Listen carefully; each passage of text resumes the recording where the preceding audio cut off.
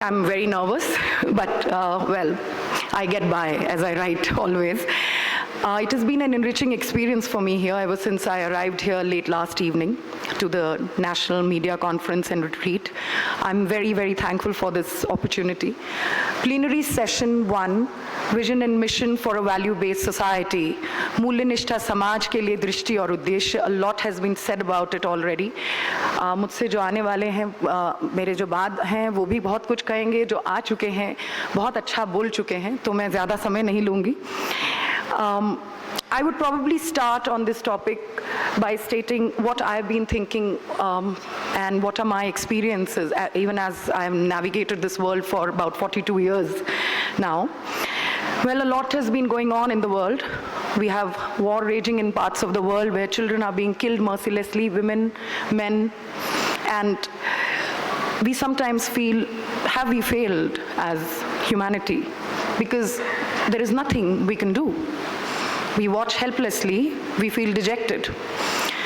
And you realize that the world has not learned its lessons from COVID-19, a pandemic that brought us face to face with the frailty of human life and existence.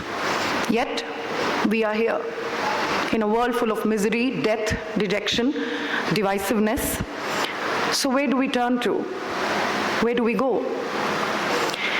Well, the only space I feel that one can turn to in such desperate times is our inner world, and perhaps therein lies the answer, as we have all heard, to most of the miseries of the humankind. For me, there are a couple of ways in which I would like to address this topic, as I see and try and navigate the world like an observer, जिसे दृष्टा कहते हैं. There are some of my thoughts. These are not cast in stone. These are ever evolving, just like all other things. They are free-flowing, forever in motion and churning. I might change them tomorrow. I may sort of develop on them more, but I'm just putting some of my thoughts here on the topic. I often find myself asking this question, that from times immemorial, we have witnessed throughout history, through numerous stories and our own experiences, that we have had men, godlike men, godly men, as in people, processes, organizations, trying to make a difference, trying to bring a change, fight the forces of negativity and divisiveness, and carve out a world that is just, harmonious, and enriching, which is based on a sense of fairness and goodness for all. But years after years, we see that the idea has remained elusive. The idea of the ideal world, I mean. Delhi की हूँ तो इसे कहना चाहूँगी, हर बार लगता है कि दिल्ली दूर ही है. तो वो कहाँ है? वो दुनिया कहाँ है?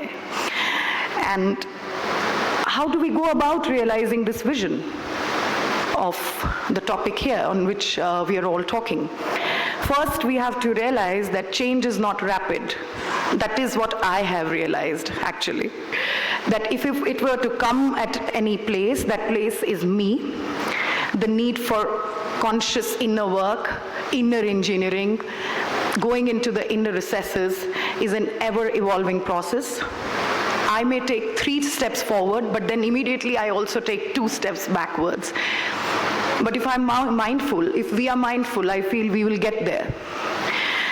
But as I've learned from my experiences working with communities that are marginalized, जो हाशिए पे हैं और हमेशा से ही हाशिए पे हैं, बहुत सी संस्थाएं हैं, ऑर्गेनाइजेशंस हैं, तो क्यों हैं वो हाशिए पे?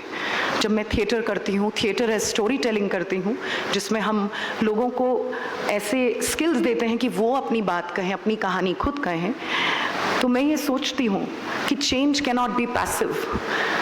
We cannot say not my circus, not my monkey. That even as people are killed, wars and strifes are raging and ravaging lives, I'm going to sit and do nothing. The inner change I'm proposing is the one that should make us active, mindful agents and not passive onlookers thinking of a promised heaven. That heaven may not arrive if we are not active participants in it. Lastly, no change is divorced from the political, social, and economic realities of our times, the context we live in, and the world we navigate. We need to participate in it actively and hold those who we choose to represent us accountable. In fact, actively take this message to the powers that be. Friends, we are all in this together, and the best way we can contribute is by truly staying honest to the task we have at hand. So what is my task? So my task is, whether it is I'm teaching in classrooms, reporting from the ground, moderating debates in the studio, we have to strive to disseminate the truth, even if the truth does not suit my ideology, my context, or my beliefs. I should be able to speak the truth fearlessly. I understand my friends in the media would be a little rattled by it, because they know this is not something simple. This is something which is not easy to achieve, but we have to keep trying each day, every day, with the resolve that comes from being an active, mindful observer and a change agent. So what is the mission and vision for a value-based society? It is something we all have an answer for. ये कोई ऐसा उत्तर नहीं है इसका जो हमको नहीं पता है. इनफैक्ट जब भी कोई कहता है आप आइए और स्पीच दीजिए, मैं घबरा जाती हूँ. वैसे मैं बहुत टॉकेटिव हूँ. वो इसलिए क्योंकि मैं कौन हूँ जो किसी को स्पीच दे, किसी को कुछ बताए, अपने विचार भी प्रकट करे, क्योंकि ज़रूरी नहीं है कि आप एक 10 मिनट के समय में मेरे विचार बदल सकें या मैं आपके विचार बदल सकूँ. हम कोशिश कर सकते हैं. So this is my answer for a vision and mission for a value-based society. It is a society based on mutual respect and dignity. It is an inclusive society where no one is singled out on the basis of their caste, creed, identity, or religious beliefs, and ultimately a society where no such man-made identities matter at all. A society which brings forth the best in oneself, ultimately leading to the erasure of this self. As someone rightly said, I is illness. This W is wellness. I would like to end by stating that there are many mountains. There are many ways to see and perceive those mountains, and there are many paths to take to the mountain. Each one ultimately striving for this inclusive wellness for life and living, and wealth of the mind, body and soul for all. And the vision for such a world are beautifully enshrined in the tenets of our Constitution, as Professor Dr. Mansingh Parmar earlier mentioned, and very rightly so. I would like to end here on this hopeful and positive note. Thank you very much. I am truly humbled and honored by this opportunity that came my way through a fortunate coincidence, which is another story altogether. And I hope I have been able to add to this wonderful event with my 2 bits. Thank you for your patience and warmth. Om Shanti.